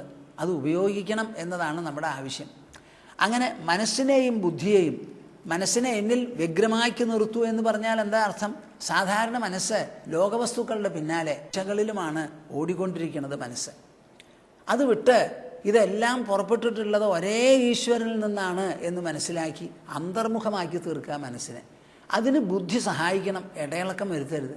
അങ്ങനെ മനസ്സിനെയും ബുദ്ധിയെയും എന്നിൽ നിവേശിപ്പിച്ച് ആധാനം ചെയ്ത് ഉറപ്പിച്ച് വ്യഗ്രമാക്കി അചഞ്ചലമാക്കി നിർത്തിയാൽ നിവസിഷ്യസി മയ്യേവ, ആ മിനിറ്റ് മുതൽക്ക് അർജുന പിന്നെ നീ ജീവിക്കുന്നത് എന്നിലാകും. ഇത് അർജുനോട് പറഞ്ഞു. നിങ്ങളോട് പറയാനുള്ളത് എന്താ? നിങ്ങൾ ആരാരല്ല, അവരവരുടെ മനസ്സിനെയും ബുദ്ധിയെയും അന്തരാത്മാവായ ജഗദീശ്വരനിൽ ഉറപ്പിച്ച് നിർത്തുന്നുവോ, വ്യഗ്രമാക്കി നിർത്തുന്നുവോ, നിങ്ങൾ ഓരോരുത്തരും ആ നിമിഷം മുതൽ സഞ്ചരിക്കുന്നതും ജീവിക്കുന്നതും നീങ്ങുന്നതും ശ്വസിക്കുന്നതും എല്ലാം തന്നെ ഈശ്വരനിൽ ആവും, ഈശ്വരനിൽ ആവും. പിന്നെ ഈശ്വരനെ കിട്ടുക എന്നൊരു ചോദ്യം വരുന്നില്ല, അടുക്കിലേക്ക് പോകുക എന്നൊരു ചോദ്യം വരണില്ല, മുമ്പിൽ വന്ന് നിൽക്കുക എന്നൊരു ചോദ്യം വരണില്ല. ഈശ്വരനിലാണ് പിന്നെ നിങ്ങളുടെ ജീവിതം. ന സംശയ, ഈ കാര്യത്തിൽ സംശയമില്ല എന്ന്. ഞാനിത് എന്തിനാ പറഞ്ഞത്? തസ്മാൻ മനോവച പ്രാണാൻ നിയച്ഛേൻ മത്പരായണ. ഈ വിഭൂതികളൊക്കെ കേട്ടതിന് ശേഷവും കൃഷ്ണന് പറയാനുള്ളത് ഇതൊക്കെ കേട്ട് ഭ്രമിക്കാതെ, ഭഗവാൻ ഭഗവാൻ എന്ന് പറഞ്ഞാൽ എല്ലായിടത്തും ഉള്ളവനാണ്, പലതും പ്രകടമാക്കുന്നവനാണ്. അങ്ങനെ പ്രകടമാക്കി പ്രകടമാക്കി പ്രകടമാക്കി എന്ന് പറഞ്ഞ് അതിൻ്റെ പിന്നാലെ പോകാതെ, ഇതെല്ലാം നമ്മുടെ അടുത്ത് വരുമ്പോൾ ഇന്ദ്രിയങ്ങളിലൂടെയാണ് നാം അനുഭവിക്കുന്നത്. അപ്പം ശബ്ദം, സ്പർശം, രസം, രൂപം, ഗന്ധം എന്ന് പറയുന്ന 5 ആയി തീർന്നു. ഇപ്പം അനേകം വിഭൂതികളൊക്കെ എവിടെ പോയി? 5 അനുഭവങ്ങളായി, ഇന്ദ്രിയാനുഭവങ്ങൾ. മനസ്സിൽ ചെല്ലുമ്പോഴോ സുഖം, ദുഃഖം, അനുകൂലം, പ്രതികൂലം എന്ന 2 എണ്ണമായി. കിടന്നുറങ്ങുമ്പോഴോ അതുമില്ല. അപ്പം എത്ര പ്രകടനങ്ങൾ വേണമെങ്കിൽ ഈശ്വരൻ്റെ ഉണ്ടായിക്കോട്ടെ, അവ എത്ര ഭീമമോ ഭീഷ്മമോ ഭയാനകമോ ആകർഷകമോ ആയിക്കോട്ടെ, അതിനെല്ലാറ്റിനും ചുക്കാൻ പിടിക്കുന്നത് നമ്മുടെ മനസ്സാണ്. മനസ്സിൽ അത് മുഴുവൻ ഉപശമിപ്പിക്കാൻ നമുക്ക് സാധിക്കും. അതിൻ്റെ ദൃഷ്ടാന്തമാണ് പ്രതിദിനം നാം കിടന്ന് ഉറങ്ങുന്നത്. അപ്പോൾ ആ ഉറങ്ങുന്ന സമയത്ത് എങ്ങനെയാണോ ജാഗ്രത അവസ്ഥയിലുള്ള എല്ലാ വസ്തുവിശേഷങ്ങളും ലയിച്ച് ഇല്ലാതെ ആവുന്നത്, അതിനുള്ള ശക്തി നമ്മുടെ ഉള്ളിലുണ്ട്. അതാണ് നമുക്ക് ആവശ്യം എന്ന് പറഞ്ഞ് ആ മനസ്സംയമനം അന്തർമുഖമാക്കി തീർക്കുക മനസ്സിനെ. അതിന് എത്രത്തോളം വിലയുണ്ടെന്ന് പറഞ്ഞുകൊണ്ടാണ് ഈ വിഭൂതി യോഗം പര്യവസാനിക്കുന്നത്.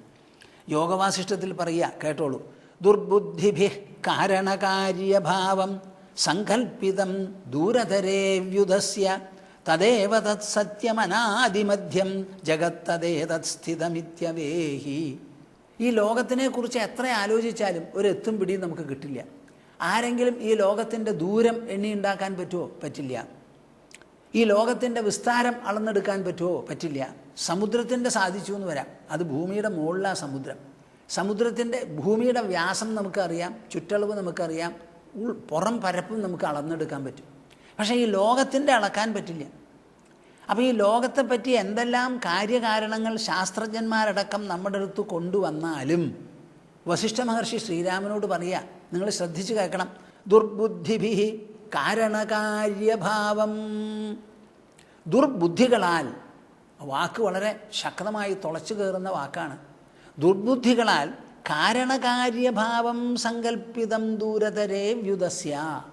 അവർ എല്ലാം കണ്ടുപിടിക്കാനായി ഉപയോഗിക്കുന്നത് കാരണവും കാര്യവും തമ്മിലുള്ള ബന്ധമാണ്.